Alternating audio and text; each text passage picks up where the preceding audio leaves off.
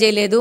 ఈ యొక్క 5 సంవత్సరాల్లో ఈ వైసీపీ పార్టీ ఈ యొక్క టీటీడీ బోర్డును కానీ టీటీడీ పవిత్రతను కానీ దిగజారు చేసింది. ఈరోజు సుప్రీంకోర్టుకు కూడా వెళ్ళి ఈ లడ్డు వ్యవహారం ఎవరూ మాట్లాడకూడదని ఒక గాగ్ ఆర్డర్ని తెచ్చుకునేందుకు జగన్మోహన్ రెడ్డి ప్రయత్నిస్తున్నారు అని అంటే ప్రతి ఒక్కరు ఆలోచించాలా. ఆ రోజు ఎలక్షన్స్ అప్పుడు వివేకానంద రెడ్డి గారి హత్య గురించి ఎవ్వరూ మాట్లాడకూడదని కోర్టుకెళ్ళి కోర్టు ద్వారా ఎవరినీ మాట్లాడనీయకుండా ఈయన ఆర్డర్ తెచ్చుకున్నారు. ఈరోజు వాళ్ళు చేసిన ఇంకొక పనికిమాలిన పనికి, ఒక కుట్రకు ఎవరూ మాట్లాడకూడదు అని చెప్పేసి ఒక భావ వ్యక్తీకరణ స్వేచ్ఛను అరికట్టాలని చెప్పేసి ఈరోజు జగన్మోహన్ రెడ్డి గారు కానీ వైసీపీ పార్టీ కానీ ప్రయత్నిస్తున్నారంటే చాలా అవమానకరము. వాళ్ళు తప్పు చేయలేదు అని మాట్లాడుతున్నారు కదా, ప్రతి ఒక్క విచారణకు సిద్ధమని ధైర్యంగా ముందుకు పోండి. విచారణలో మీకు పడే శిక్ష మీకు పడుతుంది డెఫినెట్గా. కానీ హిందూ మత ఆచారాలను, సాంప్రదాయాలను, సంస్కృతిని దెబ్బగొట్టిన వ్యక్తిగా జగన్మోహన్ రెడ్డి గారు కానీ వైసీపీ పార్టీ కానీ ఈరోజు చరిత్రలో నిలిచిపోయింది.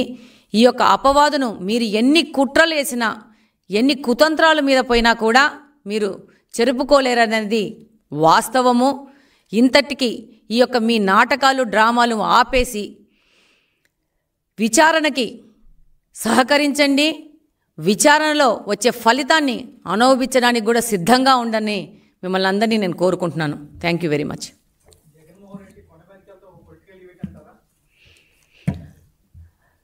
డెఫినెట్గా జగన్మోహన్ రెడ్డి గారు ఈరోజు 11 సీట్లతో గెలిచి ఆయన చేయడానికి పని ఏమీ లేక ఆయన తన మీద ఉన్న ఈ యొక్క ఆరోపణలను ఎదుర్కోలేక ఇలాంటి ఒక నాటకాలకు మొదలు పెట్టారు. ఈయనను చూస్తే ఈయన అధికారంలో ఉన్నప్పుడు ఏ రోజు బయటికి రాలేదు, ఏ రోజు ప్రజలను కలిసిన పాపాన లేదు. ఈయనని కంప్లీట్గా అపోజిషన్లో కూర్చోబెడితే ఈయన కనీసము నడవడము, తిరగడము, బయటికి రావడం అనేది చేస్తాడు. లేకపోతే ఈయన రాజకీయాలకు మాత్రమే పనికిరాని వ్యక్తిగా తనను తాను నిరూపించుకుంటున్నాడు. ఈరోజు తనకు ఏదో ఒక ప్రజలలో ఒక మూమెంట్ ఉండాలని చేసే పనులు కానీ ఒక్క భక్తుడు, ఒక్క హిందువు కూడా జగన్మోహన్ రెడ్డి గారిని నమ్మే పరిస్థితిలో ఈ ఆంధ్రప్రదేశ్లో కానీ, ఈ భారతదేశంలో కానీ, ఈ ప్రపంచంలో కానీ ఎవ్వరూ లేరనేదే వాస్తవమని ఈ సందర్భంగా తెలియజేస్తున్నాను.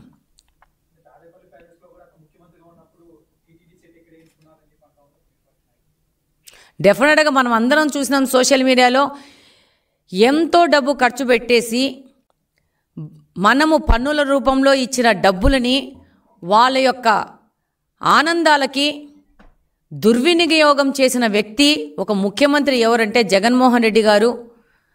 ఆ రోజు మనం అందరం చూసినాము. ఆయన సతీమణి భారతి గారికి ప్రసాదం ఇస్తే దాన్ని టిష్యూ పేపర్లో చేసి పక్కన పడేసిన సందర్భాన్ని కూడా మనము మీడియా ద్వారా, సోషల్ మీడియా ద్వారా మనం చూసినాము. నేను ఒకటే విజ్ఞప్తి చేసుకుంటున్నాను, మీకు హిందూ మతం మీద గౌరవం లేకపోయినా పర్వాలేదు, మీరు ఆ మతాన్ని అగౌరవపరచుకుంటే చాలని రిక్వెస్ట్ చేసుకుంటున్నాను. మీకు హిందువులు గౌరవంగా భావించే ప్రసాదాలను తినకూడదు అనుకుంటే మీరు అలాంటి కార్యక్రమాలకు వెళ్లకుండా మిమ్మల్ని అవాయిడ్ చేసుకోవాలి. కానీ అలాంటి కార్యక్రమాలను మీరు ఒక ప్రచారంలో భాగంగా వాడుకొని ఈ విధంగా అవమానపరచడం అనేది చాలా అన్యాయమని నేను తెలియజేసుకుంటున్నాను.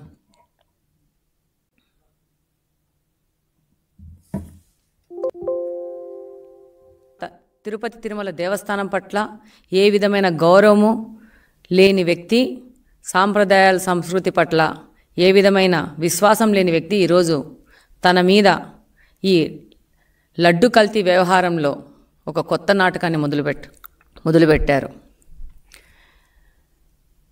జగన్మోహన్ రెడ్డి గారు ఏ రోజైనా సతీ సమేతంగా తిరుపతి తిరుమల దేవస్థానానికి ఏ రోజైనా వెళ్ళారా? మన సాంప్రదాయంగా బ్రహ్మోత్సవాలకి దంపతులు వెళ్ళి పట్టు వస్త్రాలు ఇస్తారు. ఆ విధంగా ఏ రోజైనా తన సతీమణిని తీసుకెళ్ళి పట్టు వస్త్రాలు ఏ రోజైనా ఆయన సమర్పించుకున్నారా? ఆయన వేరే మతాన్ని విశ్వసిస్తారు. కాబట్టి తిరుమలకి వెళ్ళినప్పుడు ఏ రోజైనా నేను హిందూ మతాన్ని గౌరవిస్తాను అనే డిక్లరేషన్ ఏ నోటైనా ఇచ్చారా? మీరందరూ చూస్తుంటారు. అబ్దుల్ కలాం గారు కానీ వేరే వాళ్ళు ఏ అన్యమతస్థులు తిరుమల దేవస్థానానికి వెళ్ళినప్పుడు డెఫినెట్గా అట్లా డిక్లరేషన్ ఇచ్చి దర్శనం చేసుకుంటారు. ఈయన ఏ రోజైనా ఈ డిక్లరేషన్ ఇచ్చారా? పవిత్రమైన తిరుమల తిరుపతి దేవస్థానం యొక్క లడ్డూను అపవిత్రం చేసి దానివల్ల వస్తున్న నష్టాన్ని భర్తీ చేసుకోవడానికి కొత్త నాటకాలు మొదలుపెట్టారు. లడ్డూను తయారు చేసే నెయ్యిలో కల్తీ జరిగింది, అది వాస్తవం. దీనివల్ల ఎంతోమంది భక్తుల మనోభావాలు దెబ్బతిన్నాయి. కేవలం కమిషన్లు కక్కుర్తిపడి ఇలాంటి దురాగతనానికి ఈ 5 సంవత్సరాలు వీరు పాటుపడ్డారు. మేము కూడా జూలై 14వ తేదీ మేము దర్శనం చేసుకొనికి వెళ్తే ఆ రోజు మీడియాతో మాట్లాడడం జరిగింది. అది మీడియా సంస్థలు కూడా ప్రసారం చేసినాయి. ఆ రోజు మేము మాట్లాడడం జరిగింది.